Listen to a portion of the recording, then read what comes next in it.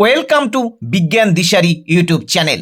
আমি সুপ্রভাত স্যার চলে এসেছি মাধ্যমিক 2026-এর ভৌতবিজ্ঞানের প্রশ্নপত্র নিয়ে, যে প্রশ্নপত্রের এমসিকিউ এবং 1 নম্বরের প্রশ্নের উত্তর নির্ভুলভাবে করে দিয়েছি। তোমরা একবার মিলিয়ে নাও। এই চ্যানেলে যারা নতুন তারা সাবস্ক্রাইব করবে এবং ভালো লাগলে লাইক ও শেয়ার করবে। প্রথমে দেখো এমসিকিউ বিভাগ ক, প্রথম 1-এর দাগের 1.1 এর প্রশ্ন, এর উত্তর হবে সি কার্বন ডাইঅক্সাইড।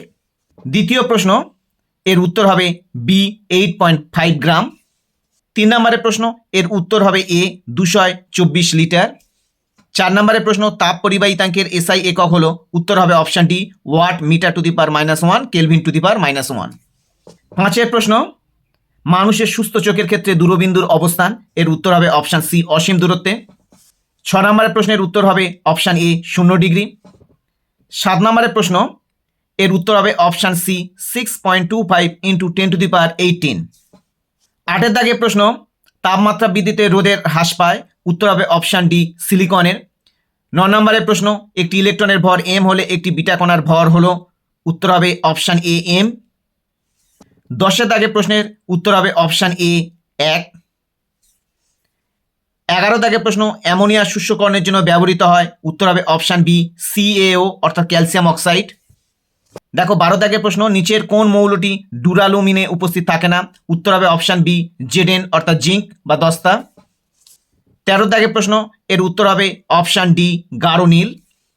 14 দাগের প্রশ্ন, এর উত্তর হবে অপশান ডি অ্যাসিটিক অ্যাসিডের জলীয় দ্রবণের। 15 নম্বরের প্রশ্ন, মিথেন অণুতে HCH বন্ধন কোণের মান, এর উত্তর হবে অপশান এ 109 ডিগ্রি 28 মিনিট।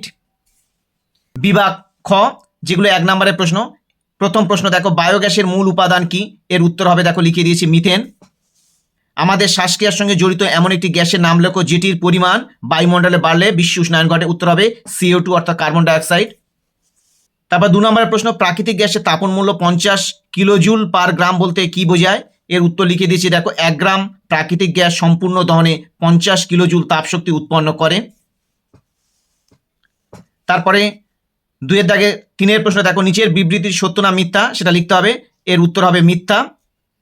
তারপর 4-এর দাগের প্রশ্ন দেখো, আদর্শ গ্যাস ধ্রুবকের SI এককটি হলো joule mole to the power -1 kelvin to the power -1।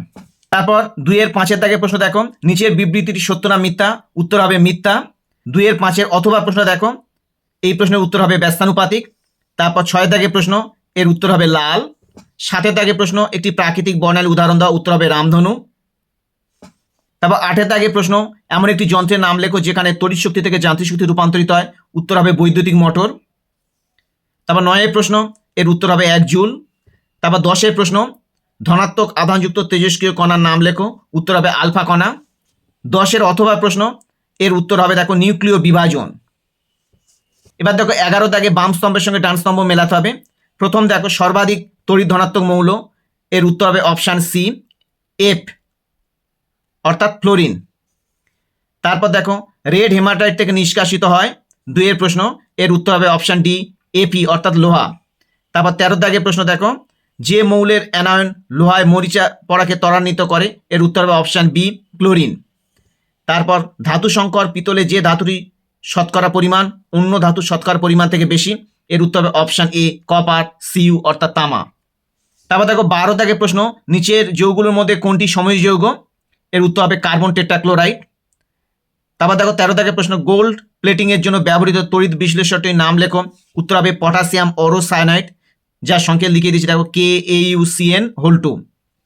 তারপরের প্রশ্নের উত্তর হবে দেখো আয়নের, এখানে আয়নে না লিখে তোমরা ক্যাটায়ন ও অ্যানায়ন লিখতে পারো। তারপর দেখো 14 দাগের প্রশ্ন, তড়িৎ বিশ্লেষণে পরিবর্তী প্রবাহ ব্যবহার করা যায় না কেন, এর উত্তরটা লিখে দিয়েছি দেখো, পরিবর্তী প্রবাহের দিক নির্দিষ্ট সময় অন্তর অন্তর পরিবর্তিত হয়, তাই আয়নগুলির গতিপথ নির্দিষ্ট থাকে না, তাই পরিবর্তিত প্রবাহ তড়িৎ বিশ্লেষণে ব্যবহার করলে তড়িৎ বিশ্লেষণ প্রক্রিয়াটি বন্ধ হয়ে যাবে, এই উত্তরটা লিখতে হবে। তারপর 15 দাগের প্রশ্ন দেখো, এর উত্তর হবে PbS বা লেড সালফাইড। তারপর এর অথবা প্রশ্ন, এই শূন্যস্থানে উত্তরটা লিখতে হবে CONH2 অর্থাৎ ইউরিয়া, অর্থাৎ অ্যামোনিয়ার সঙ্গে কার্বন ডাইঅক্সাইডের বিক্রিয়ায় উৎপন্ন হবে CONH2 বা ইউরিয়া। তারপর 16 দাগে দেখো, দুটি গ্যাসের রাসায়নিক বিক্রিয়ায় কঠিন পদার্থ উৎপন্ন হওয়া রাসায়নিক সমীকরণটি লেখো, উত্তর হবে অ্যামোনিয়া প্লাস HCl অর্থাৎ অ্যামোনিয়া গ্যাস এবং হাইড্রোজেন ক্লোরাইড গ্যাস, দুটো গ্যাস মিলে উৎপন্ন হয় অ্যামোনিয়াম ক্লোরাইড, এটা একটা কঠিন পদার্থ NH4Cl। তারপর দেখো 17 দাগের প্রশ্ন, নিচে যৌগটি আইইউপ্যাকের নাম লিখতে বলেছে, এর আইইউপ্যাকের নাম হবে প্রোপেন টু অল। তারপর দেখো ইথানোয়িক অ্যাসিডের গঠন সংকেত, এর গঠন সংকেত হবে CH3COOH। তারপরে 18 প্রশ্ন, পিভিসি বা পলিভিনাইল ক্লোরাইড একটি ব্যবহার লেখো। পিভিসি পাইপ প্রস্তুতিতে ব্যবহৃত হয়। এই তোমাদের এমসিকিউ এবং 1 নম্বরের প্রশ্নের উত্তরগুলো সব করে দিলাম, তোমরা একবার ভালো করে মিলিয়ে নাও। এরপর দেখো বিভাগ গ, মোটামুটি প্রশ্ন খুব সাজেস্টিভ হয়েছে, ভালো প্রশ্ন হয়েছে, আশা করি তোমাদের পরীক্ষা ভালো হয়েছে। কেমন তোমাদের পরীক্ষা হলো তোমরা কমেন্ট করে জানাবে।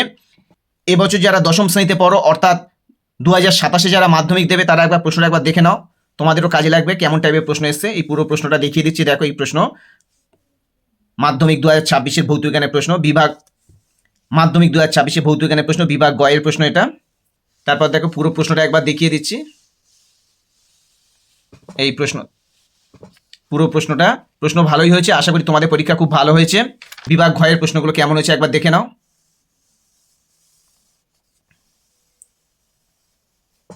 বিভাগ ঘ এর বাকি প্রশ্ন 4.7 দেখো কি প্রশ্ন দিয়েছে, 4.8, 4.9। তারপর 4-এর 10-এর প্রশ্ন, 4-এর 11 কি প্রশ্ন দিয়েছে একবার দেখে নাও। 4-এর দেখো 12 দাগে কি প্রশ্ন দিয়েছে তোমরা একবার দেখে নাও। এই টোটাল ভৌতবিজ্ঞানের প্রশ্ন তোমাদের সামনে তুলে ধরলাম। তোমাদের পরীক্ষা কেমন হয়েছে তোমরা কমেন্ট করে জানাবে। আগামীকাল জীবনবিজ্ঞানের পরীক্ষা। এবার জীবনবিজ্ঞানের পরীক্ষা সম্পর্কে বলি। জীবনবিজ্ঞানে কালকে তোমরা খুব ভালো করে নিউরনের চিত্র, ইউক্যারিওটিক ক্রোমোজোমের চিত্র এবং প্রতিবর্ত চাপের ছবি, এই 3টে ছবি অবশ্যই ভালো করে যাবে এবং জীবনবিজ্ঞানের পুরো বইটা খুব ভালো করে খুঁটিয়ে খুঁটিয়ে রিভিশন দিয়ে যাও। এছাড়া আমার জীবনবিজ্ঞান সংক্রান্ত অনেক ভিডিও দেওয়া আছে, প্লে লিস্ট থেকে দেখে নিয়ে তোমরা ভিডিওগুলো একটু দেখে নিও, তাহলে রিভিশন হয়ে যাবে। আগামীকাল তোমরা খুব ভালো করে জীবনবিজ্ঞান পরীক্ষা দাও এই কামনা করি। আজ তাহলে এই পর্যন্ত, আবার দেখা হবে নতুন কোনো ভিডিও নিয়ে। এই চ্যানেলের সাথে থাকো।